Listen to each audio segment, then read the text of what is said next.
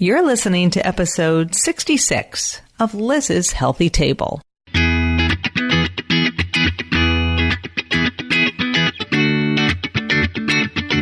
Looking for a healthy new way to feed your family without the hassle and hype? Welcome to Liz's Healthy Table, where your host, registered dietitian nutritionist Liz Weiss, serves up fresh and flavorful recipes with a tasty side of science, good nutrition, and fun. Are you and your family ready for some wholesome food that tastes great too? Don't change that dial. Your food adventure starts here. Welcome to the podcast, everyone. I'm really excited about today's show because it's all about tips and tricks for cutting added sugar from your family's diet without sacrificing the fun or the flavor of your favorite recipes. So I know what you're thinking. Why do a show about sugar during the holidays? Well, it just so happens that today's guest is an author and a healthy eating advocate. Her name is Jennifer Tyler Lee, and she's about to release a delicious new cookbook called Half the Sugar, All the Love, a Family Cookbook. Now, you might remember Jennifer from her first book, The 52 New Foods Challenge, or her award-winning, really cool kids nutrition game called Crunch a Color. Well, now she's out with Half the Sugar, All the Love. And this book is filled with 100 recipes. Some are sweet, some are savory, but they have all been remastered to be lower in sugar than their original counterparts. So let's say you're craving a decadent brownie, but you want a healthier version. Well, Jennifer's got you covered with her Double-Chocolate Brownies. And wait until you hear about the secret ingredients in that recipe. And if you're wondering how much added sugar is, say, in that stir-fried chicken dish that you ordered out last week, well, Jennifer is here with her better-for-you citrus chicken stir-fry with green beans. This show is action-packed. We're going to tell you how much added sugar we as a nation are currently consuming. It is a lot. And we're going to talk about the health consequences of all that sugar. We'll also give you the recommended upper limit from the American Heart Association. That's going to surprise you. We've got some tips for reading food labels and spotting added sugar. And for my U.S. listeners, we are giving away a copy of Half the Sugar, All the Love over at lizshealthytable.com/podcast. Just head on over to the show notes from today's show, episode 66. Liz's Healthy Table is brought to you by my friends at superhealthykids.com, your one-stop shop for recipes, meal plans, cooking videos, and tips for feeding kids of all ages. The show's also brought to you by the Parents on Demand Network, where you will find parenting podcasts featuring everything from pregnancy to the challenges of parenting, including feeding kids every day, all day. For the lineup of shows, head to parentsondemand.com. So for my listeners who've been with me since the beginning, thanks for being here again today. For my new listeners, thank you so much for joining us here at Liz's Healthy Table. So today's show is really going to be a great one. We're going to talk about cutting sugar from meals, snacks, desserts, and beverages, but doing it with lots of love in your heart. Hey, Jennifer, welcome to the podcast. It's so great to be here with you, Liz. Thanks for having me. Yeah, I'm so excited to have you. I've got your cookbook sitting here on my lap. But before we dig into the cookbook, I was hoping you would just tell everybody a little bit about yourself. Where do you live? How many kids do you have? What's your website? Just, so we can get to know you a little bit better. Yeah, of course. So I am a Canadian living in California. I'm also a mom, a children's health advocate, and an author. So I'm so glad to be talking to you about my new book today. I currently live in Burlingame, which is just south of San Francisco, and my website is 52newfoods.com. So I share a new recipe every week to make it easy and fun to feed your family in a healthy way. Yeah, and it's all about that new food idea. You know, it's like I feel like people get stuck in a rut. And that's kind of how with my first cookbook, it was people were so in this mac and cheese and chicken nugget rut. And I do feel like over the years, because you've been an advocate, as you said, for many years, I think we're making strides. I do think parents are really mindful. I think kids are more adventurous. I don't know what you've experienced. I think there's definitely a resurgence in cooking, which is so great, right? That's such a powerful way to change the way that you feed your family and also the health of everyone in your family. So I do think we're seeing some changes, which are very positive. And, you know, new doesn't have to be something hard. New can be a familiar food prepared in a different way. Mm-hmm. So there are a couple ways that we can go at that. We can talk about it today. Yeah. And so I'm always curious to find out from my guests where your love of food and health and nutrition came from. I grew up cooking with my mom. My two sisters, by the way, were very picky eaters. I don't know how I became the adventurous one, but I was the one who took interest. And the other two lived on Jell-O. I don't know how my mom survived that because she was quite the cook. And to this day, I will not eat Jell-O, probably because of ewy looking, not to diss Jell-O. Hello, not to diss any food, but yeah, I just can't eat it. Anyway, where did your love of food come from? Yeah, food was a really big part of my family. And I would have to say that it's all grounded in my grandma. Mm. So my grandmother, she lived in our neighborhood. She cooked for our family every week. So for me, having home cooked meals, that was just how it was. In a lot of ways, how we feel about prepared foods right now, so where they just show up and it's done for you, that was happening in my house because of my grandma. So I think it really established for me just the value of cooking, how you can make simple foods taste delicious, and also how you can show care for your family and your loved ones by taking time to share a meal together. Mm.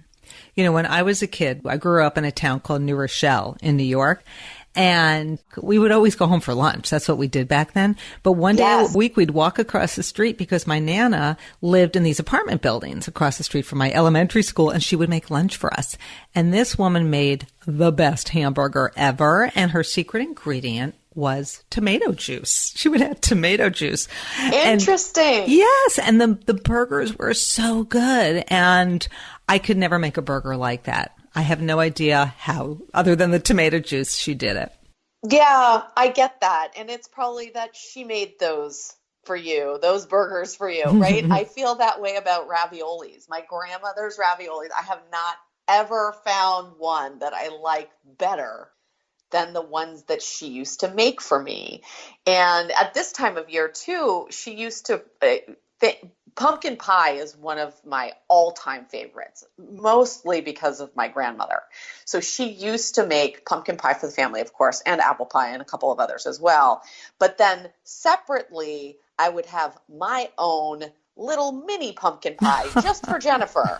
And so I'd come into her apartment. She'd say, I've been cooking all day and I made you your special pies.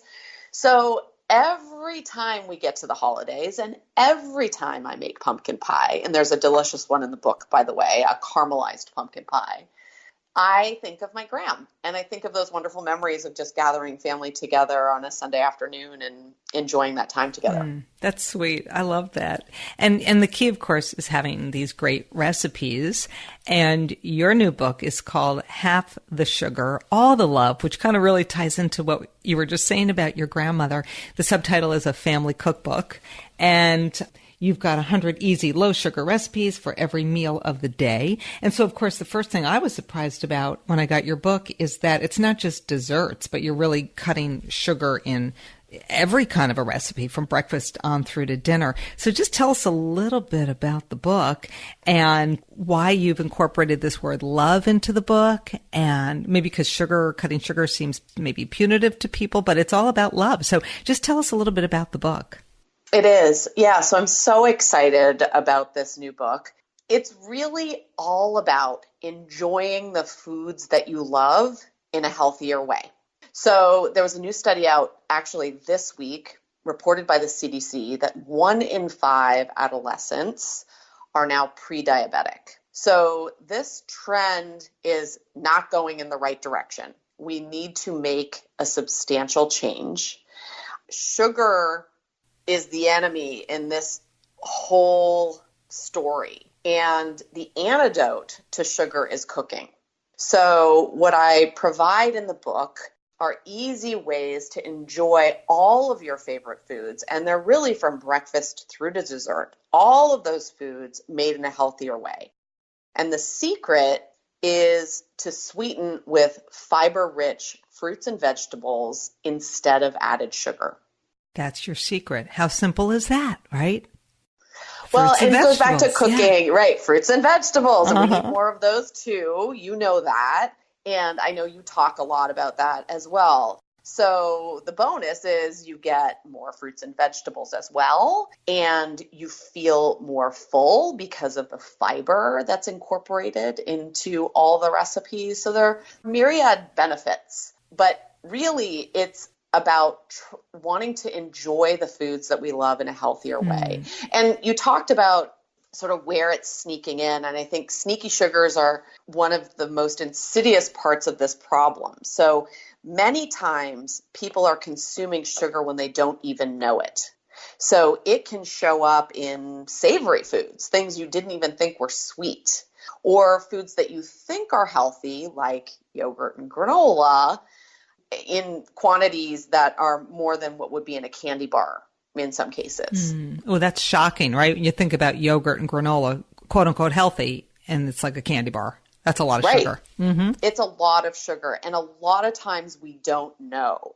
20% of our added sugar consumption comes from what I call sneaky sugars. So places where sugar's hidden, you wouldn't even guess that it would be in there. And you talk in the book about that Americans on average are consuming, or kids in particular, are consuming their weight in sugar. So 64 pounds of sugar, added sugar, that we're eating per kid per year. That's astounding. 64 pounds. It's a lot of sugar. All of us are consuming about 3 times more than the daily recommended limit. So that's women, that's children. Men are a little bit less than that, but not much. So we're well over the limit. And part of it is because it shows up in beverages and it shows up in cakes and cookies that we love. But another big part of it is the hidden sugar that we don't even know we're consuming. So we're just kind of eating happily through the day, and before you know it, we've consumed too much. And how much is too much? What is the current? These recommendations change all the time. What's the current recommendation in terms of how much added sugar is okay, and then where's that tipping point? It can get confusing. We use the American Heart Association guidelines for added sugar, which is 6 teaspoons a day for women. The same for kids, 6. When you're younger, it's closer to 3, but to keep things simple, kids are 6, women are 6, and men are 9 teaspoons a day. And that's added sugar and not the sugar you would get in a glass of orange juice or consuming a banana, for example. Yeah, so the banana is a really good example. Banana comes, or fruit in its whole food form, comes with fiber. So it has natural sugars and fiber, and that's the difference.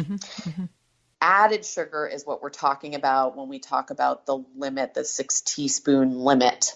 That's sugar that's added to foods like, honey is in there. Honey, agave, maple syrup, table sugar, all of those different types of sugars that are added to food to boost sweetness.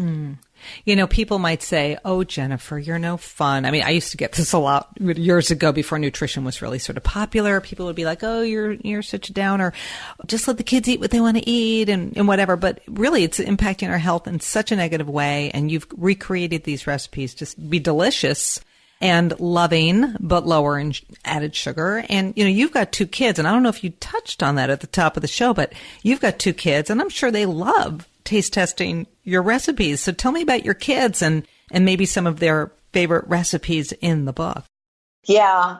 My kids, my daughter said to me, Mom, reducing sugar is not a selling feature. and she's so right. The recipes have to be delicious.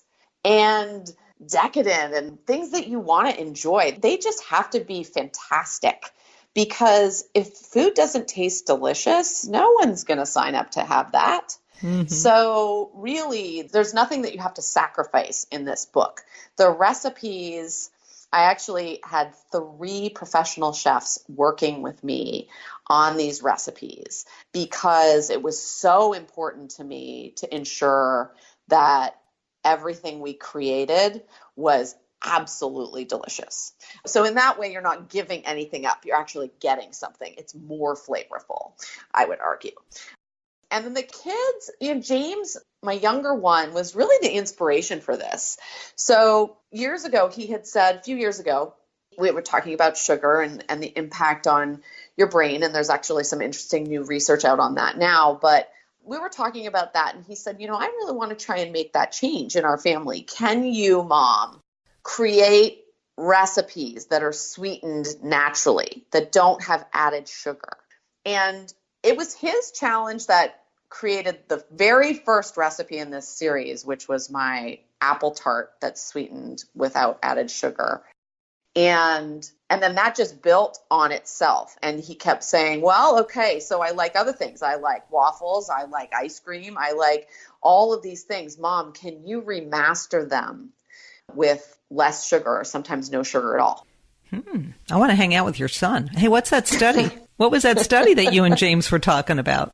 Yes. So there's some new interesting research out that shows when you consume, this is also related to artificial sweeteners and natural sweeteners like stevia and monk fruit. So when you consume something that's sweet, but when the calories don't follow and the insulin increase does not go up, your brain gets a little confused and says, wait a minute, like I tasted sweet, but there's no chemical reaction that's coming after that. And what it may lead you to do, the research is showing, is crave more sweet. So you may end up eating more of what you were trying to avoid. So the brain is saying, I ate sweet. My body isn't really kind of registering that. So I'm just going to keep eating sweet till it registers. Right. Yeah, makes sense. Yeah. Well, that doesn't make the brain saying that doesn't make sense to me. Let's make sure we get some sweet. And it may be, the studies are still early. It may be that you end up eating more sugar as a result of it. Yeah. You teamed up with Dr. Anisha Patel, also a mom, MD, and you talk in the book about some of the health dangers of consuming too much sugar. Now, you were talking about a growing number of kids having this type 2 or prediabetes. What are some of the other dangers of all of us consuming too much of this added sugar? Yeah, excess sugar consumption is one of the leading causes of obesity and chronic disease. So sugar is associated with cardiovascular disease and the conditions that lead to it, including unhealthy weight, type 2 diabetes, high blood pressure, abnormal cholesterol levels. There is also an association with fatty liver disease, which is growing amongst children. So now 12% of kids have fatty liver disease, which wasn't the case a few years ago. And then, of course, there's also cavities, which is a real problem as well when you're talking about kids and growing up in a healthy way. I hear from my listeners, my readers, and I would say one of the biggest questions and concerns they have is this issue of sugar and carbs, and of course, not all carbs are created equal. But what are some of your secrets? And then let's get into the recipes. But what are some of your secrets to cutting back on sugar in our recipes while maintaining the yumminess of those recipes? So what are some of those secret ingredients or secret techniques that you like to turn to? Yeah, so the main secret is to sweeten with fiber-rich fruits and vegetables instead of added sugar. So what would be some examples of those? Thank you. You're reading my mind. A few of my favorites. Sweet potato, pumpkin. Those are great ones that are really seasonal right now. Dates are another one that I like to use a lot. Pineapple, mango. These are all foods that you find in the real world that can be used to sweeten some of your favorite dishes without having to add sugar. And this can be everything from the waffles that I have in the book, the pumpkin spice waffles that are one of my all-time favorites. I make a batch of those every week and keep them in my freezer, and routinely I'm out by Sunday because my kids love that recipe so much. But that pumpkin that's in those waffles adds depth of flavor and deliciousness that makes it so that you don't have to have the sugar that normally goes into both the waffle and the syrup that's typically poured all over top of it. Okay. Swimming, right? Yeah. Right. Yeah. Right. So that's a big problem. Pineapple, I use in my teriyaki short ribs. I have a pineapple teriyaki short rib recipe. It is also one of my all-time favorites. I make it in the slow cooker. It is so great for this time of year. And that pineapple lends the sweetness that you crave, and there's ginger in there and all sorts of great spices. So it lends that sweetness without having to add the syrupy, goopy teriyaki glaze that's typically all over a dish like that. Mm. And you also have a recipe in the book for double chocolate brownies. And of course, we're all like, of course, double chocolate brownies have cups of sugar, but you use sweet potato. So talk us through that double chocolate brownie. And is that the one that's on the cover? Because I'm looking at your cover now. Oh my gosh. And by the way, I want everyone to know that your book is gorgeous, by the way. And I love the photos in it. And oh my gosh, Nutella and banana roll-ups. See, I'm so glad I just ate lunch because this would be very unfair if I was hungry. But yes, those double chocolate brownies from the cover of the book. Tell us what goes in those. Thank you. Yes, I love that recipe. It's great for the holidays too. I'm making a batch of them to keep on my holiday tray. So sweet potato is the secret to that recipe. And what I love about it, you can use fresh sweet potato. That's great. But you can also use canned sweet potato. And when you do, the whole thing comes together in a food processor in just a couple of minutes. Then you pour it into your 9x13 pan and you're done. It's so easy. So I love that recipe for that reason. And Jennifer, can I just ask you this too? Because before I forget, because when things pop in my head, I have to ask. When you give people recipes in the book, you also do a comparison between how much sugar is in sort of the before recipe and then compared to the after, which is your remastered recipe. So give us the difference, the comparison, you know, as you're sharing this recipe with us between that original and now you're repurposed. Yes. And I think thank you for pointing that out. It's really important because with each recipe in the book, what I was trying to do was allow you to enjoy them with at least 50% less sugar. Sometimes there's no sugar at all. The double chocolate brownies, a typical double chocolate brownie mix that you would get from the box, is about 4.5 teaspoons of sugar per brownie. The remastered recipe, so my double chocolate brownies, are 1.5 teaspoons per brownie. Okay, so 1.5. Less than half. Okay, yeah. Less than half. So the sweet potatoes are in there. I've got coconut oil in there. I add a little bit of added sugar, which is maple syrup, right? You need a little bit of that. And we can also talk about why maple syrup isn't any different than using granulated sugar. We should probably talk about that too. There's some semi-sweet chocolate chips in there, which have added sugar. You know, that's how we get to the 1.5 teaspoons per serving. But that sweet potato combined with almond butter and a little bit of maple syrup and those chocolate chips and the cocoa powder, which is unsweetened, that whole thing comes together to create this incredibly decadent chocolate brownie that is less than half the sugar of a brownie mix. And it happens to be gluten-free because of the sweet potato. So there are a whole bunch of other benefits with it as well. I remember my mom's brownies growing up. Absurd. You know, so much butter, so much sugar, so over the top.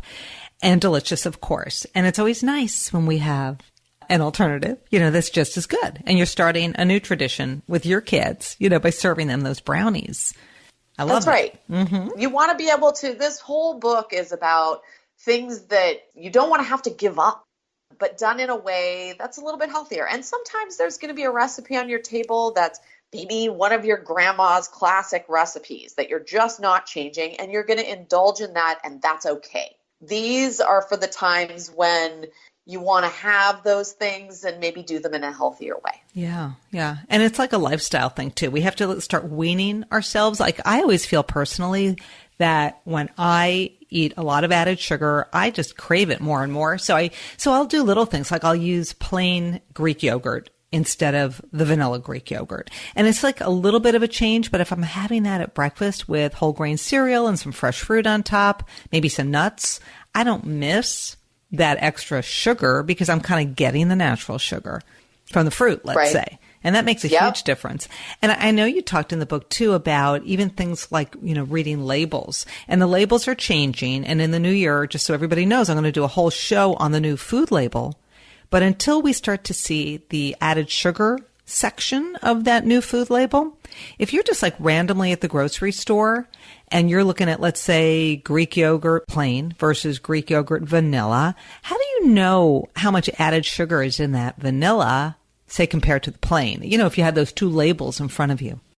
Yeah, it's actually a really great point. When we published the book, those labels hadn't yet rolled out. So you're going to start seeing them in January, but they're not going to be on everything. So how do you know? The yogurt is a great example, and I actually show how to do that in the book. If you take, let's say that, those individual serving size yogurts from the same brand, take one that's unsweetened and one that's maybe vanilla, and subtract those two numbers. So you've got the one that's sweetened, the vanilla flavored one, subtract out the plain one. There's going to be a number there on sugars, right? And that's going to tell you how much sugar comes from the added sugar versus what's inherent in the lactose that's in that yogurt. In the milk, yeah. Yes. So that'll give you a number in grams. Now, this is the next piece, right, which gets a little bit tricky. The food label shows you added sugar in grams, or shows you sugars in grams. And I talk a lot about teaspoons. American Heart Association talks about teaspoons. So how do you convert that? Take the number and divide by 4. So there's roughly 4 grams of sugar in each teaspoon. That varies a little bit by type of sugar. So honey actually has more. But as a rule of thumb, the 4 grams is a good base to use. So you do that division. See, this is the math I can handle, Jennifer. I think maybe my aptitude on math is second grade level, but I can do that division. So if you've got 40 grams of sugar in something and you divide it by 4, you end up with 10 teaspoons. Yes. Ta-da! Yes. See, I did it. I knew I could do that. There you go. Yeah. Right. So it's an easier way to visualize exactly how much sugar is in the product that you're eating. You also talk in the book, and by the way, whenever I'm doing cooking classes with kids, not all the time, but most of the time, I'll bring like a soda with me and I'll teach them how to read a food label. And we do the same exercise where we divide the grams of sugar by 4. And typically there's like 21 teaspoons of added sugar in that soda. And the kids are just like, what? You got to be kidding. And I pass around a baggie with 21 teaspoons of sugar measured out. And they could feel it. It's like heavy. It's awful. It's awful. And so, it's easy for them to just sit and, I'm going to drink a soda. And before you know it, 20 teaspoons of sugar. That's true. And beverages are just the worst way to consume calories and sugar, right? It's very, you take a whole lot in a very short period of time. And that's just not good for your body. You're not mindful at all. So, we've got to lay off those sodas. You talk in the book about sweetening. You talked about the fruits and the vegetables, but this surprised me too, and it might surprise our listeners. You talked about nuts and seeds. You might have referred to it earlier in the show, about having those as ways to kind of replace the sugar. I don't know if there's like a mouthfeel or something. Like I know I add pecans to a lot of things, and they do have a subtle sweetness to them. So how do you use things like nuts and even dried fruit to replace some of that added sugar. Let's maybe talk about your granola. You've got an awesome granola, which I have made and I am utterly addicted to. It's absurd. I love it. But let's talk about your homemade granola recipe. Yes, I'm so glad that you love that granola recipe. That's another one that I'll batch make on the weekend and have in the pantry for kids to be able to grab as a snack or as breakfast. So that's another one of my go-tos. I'm glad you like it. So nuts and seeds are really important, both for adding flavor and also texture. So when you take sugar out, a couple of things happen, right? The structure changes. So you have to deal with some of the texture things, which I've done throughout the book in various ways. You also have to deal with, okay, there's less flavor. So how do I boost that flavor back? And I talked already about those fiber-rich fruits and vegetables, which are my key. And nuts and seeds can help do that too. So pecans, which you mentioned, are incredibly flavorful. They have nice toasty sweetness. And when you work with them, you can boost the flavor in your recipe and also add texture that helps you're not missing the sugar as much because you have other things to enjoy. You know, it's interesting, and this was a surprise for me because I've always associated raisins as having no added sugar, which is true. People just so you know, it's a dehydrated or dried grape, and nobody adds sugar to it. I always thought dried apricots had added sugar, and Jennifer, in your recipe for fruit and nut granola, you call for dried apricots chopped up. And I said to you, wait a minute, why are you using apricots? And you said they don't have any added sugar. I'm like, really? So I actually learned something new, and I was super excited about that. So for people who are avoiding dried fruit, be mindful that it's high in fiber, and many dried fruits do not have added sugar. So there you go. That's right. Learn something new every day. And it goes back to your point, Liz, which is read the label. Let's read the label and make sure, because some dried fruits do have added sugar. Mm-hmm. So it's important to know where that shows up. Dried mango is one of those. Maybe it's just because my kids love dried mango and it's usually in our pantry. It's one of those ones where it could easily be covered in sugar. So, and then there are options that have dried mango without added sugar. So be mindful of reading the label to ensure that it doesn't have it. Right, right. So this recipe, you call for maple syrup and extra virgin olive oil. So you had me right there because I love actually extra virgin olive oil being used. It's a healthy, heart-healthy oil. And you've got that in your granola, which is another surprise. And you call for vanilla extract, ground cinnamon and ground nutmeg, a little bit of salt. You call for old-fashioned oats, and you call for almonds. And I actually think when I made it, I used pecans because I had them in the fridge. You call for walnuts, ground flaxseed, good source of omega-3. You call for shredded coconut, unsweetened, one of my hands down favorite ingredients. And then you've got the chopped up apricots. And you're roasting this granola, and then when it comes out of the oven, that's when you add the dried fruit. And I'm telling you, I put it in a big mason jar, which looks super pretty. I actually think this would be a great holiday gift. You make the granola and then you put it in mason jars with a ribbon around it. I love that idea. I think that would be a great holiday gift. Oh, I'm going to do that for my neighbors. Yes. I love it. They'll love it. Well, and that list of ingredients is just so delicious and so healthful.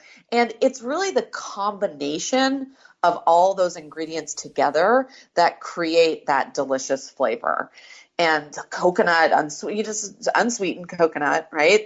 All the different kinds of nuts. Those are things, the spices, it all comes together in a way that's delicious. And, the maple syrup in there helps get those clumps of granola that you're looking for, right? And really pressing it into the pan with a spatula before you bake it will help do that. So it's one of my absolute favorites. I think the other thing that's important to note, you talked about substituting the pecans, which absolutely you can do. Anisha's kids have severe food allergies. So she'll make this granola with seeds, and you can swap out with pumpkin seeds and sunflower seeds. this is a very flexible recipe. So even if you have a nut allergy in your house, you can create something that's delicious and flavorful using the seeds instead. Mm-hmm. Yeah, I actually think I might have added some seeds to it. I might have added some pumpkin seeds, come to think of it. So I love that because I know people are probably thinking, what do you do if there's a food allergy at home, a nut allergy? So the seeds, can really be your ideal replacement for that. I think that's awesome. You always have to give people options. You have a recipe in the book for citrus chicken stir fry with green beans. I think one of the most popular recipes on my blog ever was a chicken stir fry. People love chicken stir fry, but I know if you go out to eat, it can be loaded with sugar, which is a real big surprise. You know how it's sort of sometimes sticky and sweet and syrupy. How do you make your chicken stir fry? How do you cut the sugar in that recipe? Yeah, so that's one that definitely when it shows up on a restaurant menu and has that goopy orange sauce all over it, it's just loaded with sugar. And the recipe that's in the book actually has 0 added sugar, which I love. And the way that I do that is really, again, the combination of ingredients that create this delicious flavor. So it's got tangerine juice in there, the ginger and garlic, a little bit of toasted sesame oil. Those flavors all come together to create this delicious sauce that you don't miss the sugar. If you cannot find tangerine juice, I know I've seen it at Trader Joe's, can we just use orange juice? Absolutely.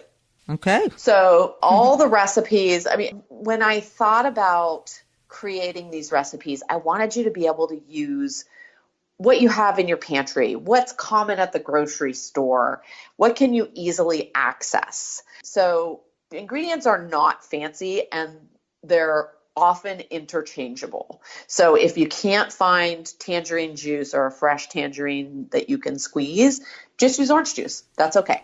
Mm-hmm. Good stuff. And you call for almonds, but again, leave them out if there's an allergy at home. Right. Or it would be nice with toasted sesame seeds, right? Mm-hmm. And I think this recipe, by the way, would be really good with shrimp. If you didn't want to go the chicken route and you were in the mood for seafood, you could do shrimp. You could do that, or you could do tofu. Ooh, I like that a lot. I feel like I haven't been doing enough with tofu lately, so I might try that one. Yeah, I like that. I like it. Now, your book is officially coming out at the end of December. This show is going to run right before the book comes out. So for people who want to order it early, I think you have like a little bonus situation going on, some sort of recipe bonus. Tell me about that. I do. I love bonuses. So it's a special holiday bonus. I'm so excited for this book to come out later this month. And just so that people could start cooking with me a little earlier, I've got bonus holiday cookie recipes that when you pre-order the book, if you enter your confirmation number on my website at 52newfoods.com, there's a bonus page.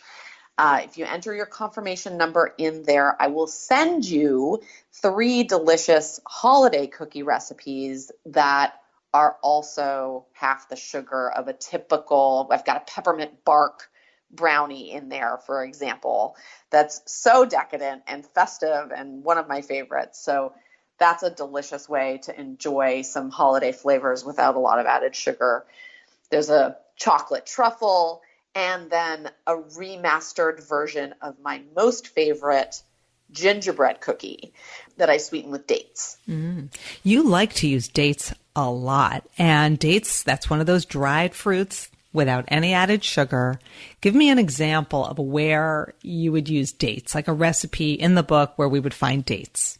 Yes. Okay. So I do use dates a lot. They are fantastic. They have this caramel flavor that is sweet and delicious. They have fiber included. Dates are just magic. I love them. They are the star ingredient in my chewy chocolate chip cookie. So I remastered a classic chocolate chip cookie. It took more than 25 tries. I will tell you. It was you're kidding me. Three chefs, more than 25 tries to get this cookie right, because people have expectations with a chocolate chip cookie. Right? Yeah. Everybody has an idea about what they want that cookie to taste like and feel like. so it was really important to get that one right. And what I do with that, I sweeten with dates and brown sugar. What we do is pulverize the dates into the flour. So it adds some sweetness that way. And then the brown sugar actually helps absorb some of the moisture because it continues to absorb water as it cools. So it allows you to have this deliciously chewy chocolate chip cookie that has all the quintessential chocolate chip cookie flavor, but half the sugar. Yeah, dates, that's something I've been using a little bit more of lately. And I'm trying to remember which recipe. I don't even remember. I end up with all these ingredients in my pantry, in my fridge. And, trying to cut back on food waste. I'll just kind of go through your book and be like, here, I can try that recipe. And got half a bag of dates. I'll go for it. Yeah, that's great. So before we kind of wrap it up, I wanted to just ask you a little mystery question because I have a mason jar. I obviously love mason jars. And I just have a bunch of questions in there. And I'm going to pull one out and I will ask you. And we will see what we come up with, okay? Okay, go for it. I love it. I love surprises. You do. All right, here we go. So this really actually ties into what we talked about at the very beginning of the show. But what is your first food memory? Oh. I have an awful memory, so please don't ask me that. I don't know if it would be my first, but it's certainly one of the ones that's on my mind often, especially at this time of year. And I think it's that pumpkin pie that my grandma made for me. And especially when she would make my own little personal pie just for me. That's so cute. I'd have to say that was the one that comes to mind. Yeah. And, and as we're sitting here thinking and talking and brainstorming, and besides my grandmother's hamburgers, which I absolutely adored, my mom was and still is such a good cook. And she used to make this baked ziti dish. And it was made. I love that. We ate a lot of beef growing up. It was just a big part of the diet. And and obviously the quality was incredible. And she used to saute up ground beef, probably with onions, maybe a little garlic. And then she would cook up ziti pasta. And I think she added cans of Campbell's tomato soup, as one did back then, and a ton of gooey mozzarella cheese. And that baked ziti dish was an absolute, like a one-pot dish. It was so yummy. And even my sisters, the picky ones who ate Jell-O, they would eat that baked ziti. Oh, my gosh, it was so good. That's great. Yeah. Food memories. They're the best. They are the best. They are. They are. Jennifer, it's been so great having you on the show. Is there anything else you want to share about your new book? Because, it's like hot off the press here, and I'm just so excited you made the time to be on the show and give us lots of tips and insights. But anything that I missed that you're like, I forgot to mention before I let you off the hook? I'm so happy to share this story with you, and thank you so much for having me on the show. I hope everybody, if you do pre-order a copy, please submit for the holiday bonus, because I want you to have those holiday cookies. And then when you start cooking from the book, snap a picture and tag me on Instagram and tag the picture, #halfthesugarbook, because I'm so excited to see what people are making and how these recipes are coming to your family tables. And tell us your Instagram handle and where else we can find you on social media, and remind us again about your website URL. Yes, thank you. You can find me on Instagram at Jennifer Tyler Lee, and Facebook is the same handle. Twitter is a little bit different. I'm at J Tyler Lee on Twitter. But wherever you go, just add that hashtag, #halfthesugarbook, and I'll see your post.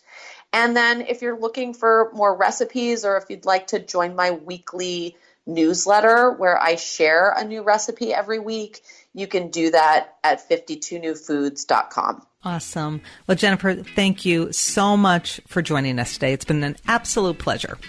Thank you for hosting me, Liz. It's so much fun to cook with you. Awesome. And to my listeners, please do not forget to head on over to liz'shealthytable.com/podcast. And for my U.S. listeners, enter for a chance to win Jennifer's book, Half the Sugar, All the Love, a Family Cookbook. It's phenomenal, and you can enter that giveaway, just in time for the holidays. If you love the show, post a review on iTunes or Stitcher Radio, wherever you get your podcasts. Tell a friend about it. And as always, thanks for listening to Liz's Healthy Table.